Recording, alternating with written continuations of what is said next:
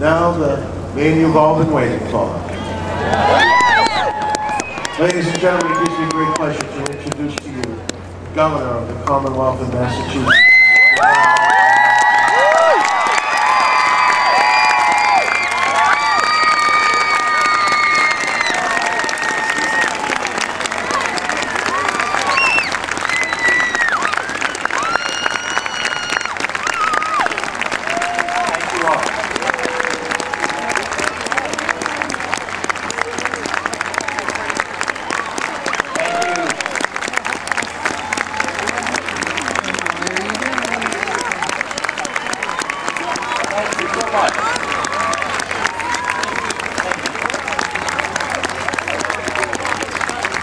President and members of the Senate, Mr. Speaker and members of the House of Representatives, Lieutenant Governor and members of the Governor's Council and the Cabinet, Madam Chief Justice and members of the Judiciary, former governors, honored elected officials and members of the Diplomatic Corps, Reverend clergy, distinguished ladies and gentlemen, every one of you. We meet today on a singular occasion. More than the passing of title and honor, more than the ritual transfer of the power of government, this is the occasion when the people charge new leadership to steward the public trust. It is a profound responsibility, and I accept it humbly, mindful of the history that brought us here and the challenges before us.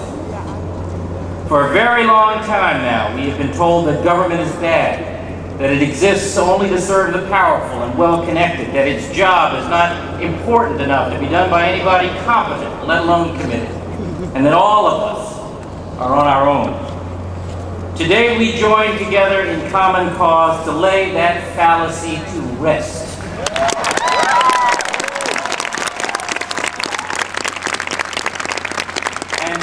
Extend a great movement based on shared responsibility from the corner office to the corner of your block and back again.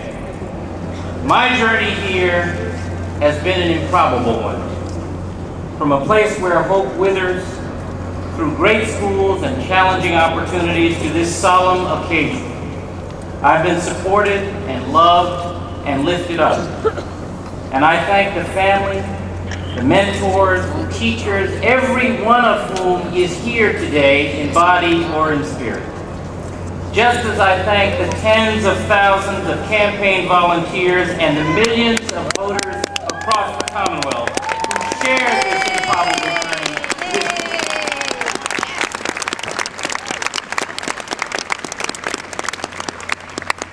But really, America herself is an improbable journey.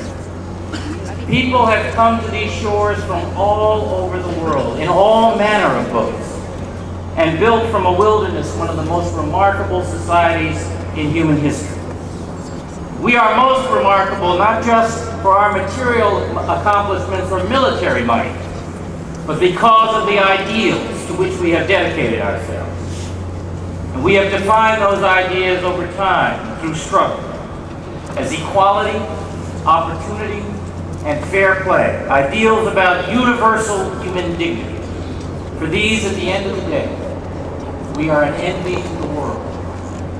Massachusetts invented America.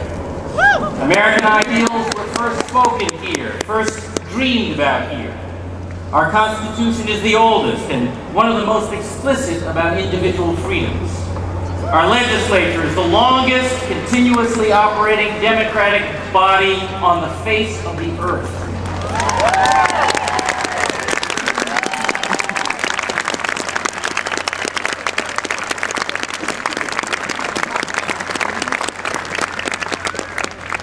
In so many ways, our struggle, our sacrifice, our optimism shape the institutions and advance the ideals of this nation. Our founders came on the Mayflower, the Arabella, and the early clipper ships. But there were other boats too. There was the Amistad and her cargo of kidnapped Africans, who commandeered the ship to sail home to Africa, but who were seized in Long Island Sound and imprisoned in New Haven. On this very day, 165 years ago, a young man named Kinna, who had been part of that rebellion, sent a letter from prison to our own John Quincy Adams, who had retired from public life here in Massachusetts. Kinna pleaded with Adams to help the 36 captives from his ship to earn their freedom. Adams took the case all the way to the United States Supreme Court and won. As a gesture of thanks and respect, the Africans gave Adams a Bible called the Mendi Bible after their tribal homeland. I took the oath this morning with my hand resting on that same Bible.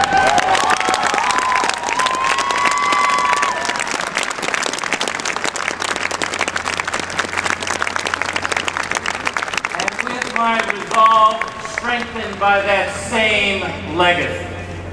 I am descended from people once forbidden their most basic and fundamental freedom, a people desperate for a reason to hope and willing to fight for it. And so are you. So are you. Because the Amistad was not just a black man's journey. It was an American journey. This Commonwealth and the nation modeled on it is at its best when we show that we understand a faith in what's possible and a willingness to work for it. So as an American, I am an optimist, but not a foolish one. I see clearly the challenges before us. I see the young talent and jobs leaving our state driven away by the high cost of housing. I see the poor in terrible shape and the middle class 1 month away from being poor. I see the heroin in the cities and the OxyContin in the suburbs destroying families with cold indifference to class and status. I see the way that public schools too often fail poor kids and how the cost of public colleges is pushing young people out. I see the broken roads and bridges, the soaring health care costs, the high property taxes, the violence in our streets. But I also see the creativity of our universities. I also see the ingenuity of our industries. I also see the skill of our hospitals, the inspiration of our artists. And I see above all the imagination, the compassion, and the energy of our people.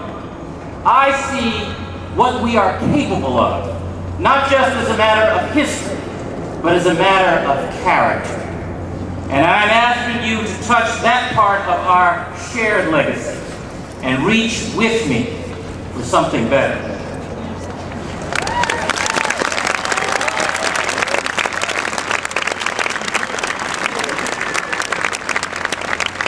I know that we can have more and better jobs and a stronger economy, but we will need the best prepared workforce on the planet.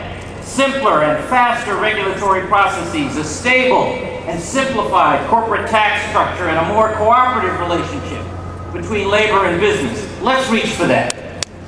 I know we can have better schools to support that emerging economy and to prepare today's and tomorrow's citizens.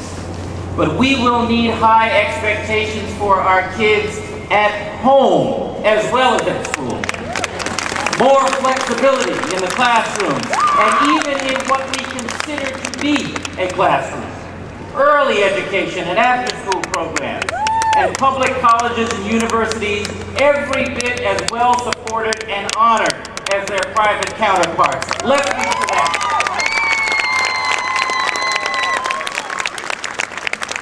I know we can have more accessible and more affordable health care for ourselves and our families. But it will take transparency among clinicians and health insurers.